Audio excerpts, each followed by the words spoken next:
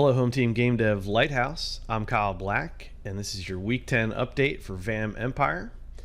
And this week we had 33 total commits to the project, with one new contributor, which was Nate, and 4 total contributors for the week. So let's jump into what got done. In art and visuals, Tyler brought us some real nice updates to the shop and merchant UI. You can now sell minerals for some money, and you can start to see how the ship purchases are going to work in the game, and that's coming together great.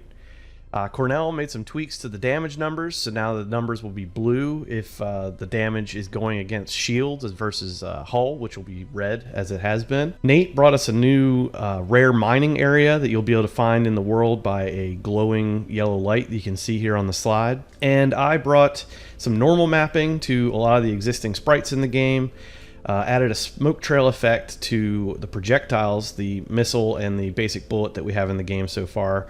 And I drew, animated, and added some fancy things like retracting drawers and spinning lights to a new mining barge with 3 big mining lasers on the front that we'll see in the demo. In code, Tyler, of course, wired up all of the UI you see there for that merchant UI in the shop, and put the economy together for the items and the minerals.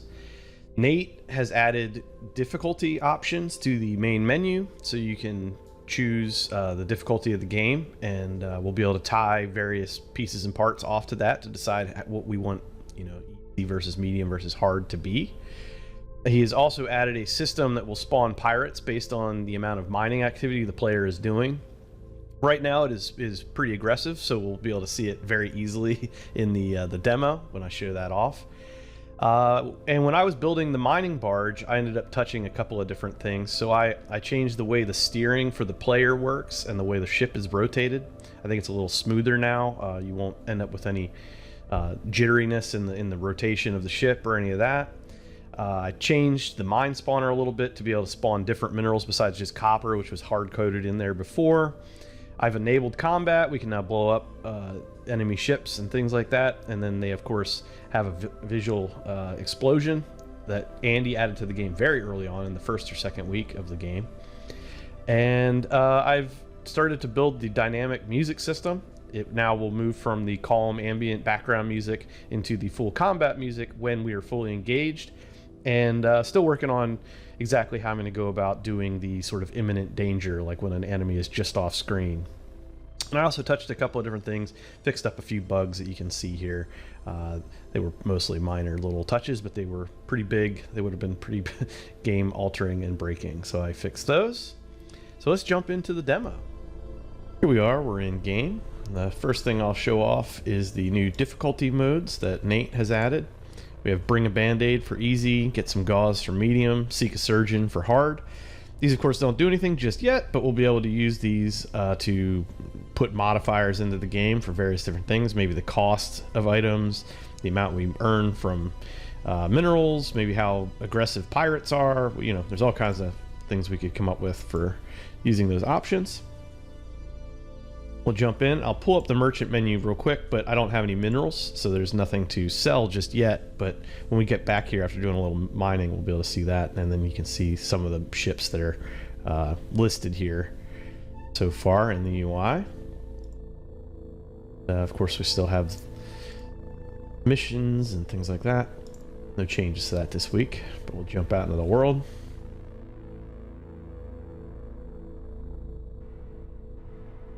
First things first, you can kind of see this, the spinning and rotation is a little smoother now. It's a little more responsive to the I was able to get it to geek out just a little bit anyhow, but it's a little more responsive with the RCS to exactly what the maximum spin rate is, which was something I was glad to be able to get done. I simplified it a lot. If you go in and look at the code, it's actually simpler than it worked before, but just had to think about it from a different perspective. And right up here is the rare mineral area. Oh, there's a pirate or a vampire. So why don't we get in a little combat and you can hear the music change. I'll go ahead and do that since we stumbled into an enemy. And I won't die, I'll just keep taking damage, but hear how it switches into the combat music. And then if I fight back, get the explosion there. drop almost immediately back into the nice ambient music. Might decide to let that wind down a little more gradually, but the system is there to shift between the different tracks at least. And since we're going to do a little mining here, and I know that Nate's system is going to have a pirate jump in and try and get us, might as well do a little mining with the new barge here. You can see it's got rotating lights. They're kind of interacting with this smoky, hazy effect. Oh! There's another vampire. You can see it does quick work of that because it's got 4 cannons here, and you can see the smoke trail effect pretty well with that. And we'll do a little mining. 3 big beams we have here, and this is going to cause the pirates to spawn. Every so many minerals that pop out of this rock here, a pirate should jump in and attack us. That was not from Nate's system. That was a passerby. Let's see if we can get, because I believe it'll be a mantis pirate. It'll be flying Tyler's mantis.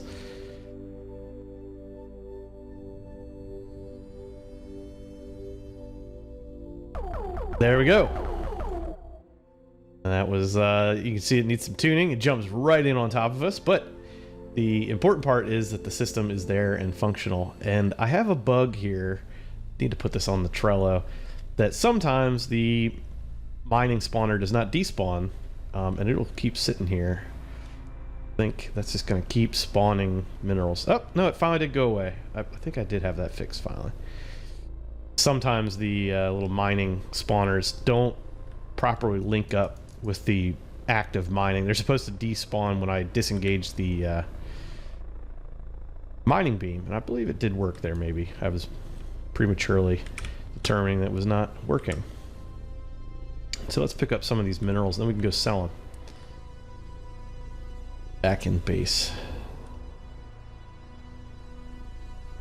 You can see this ship's very unwieldy. I want to make the ore drawers have a bigger pickup radius. Right now it's still the same sized pickup radius that the starter ship has. It's a very small collider on the body here, so I'm going to make each one of these drawers their own pickup collider.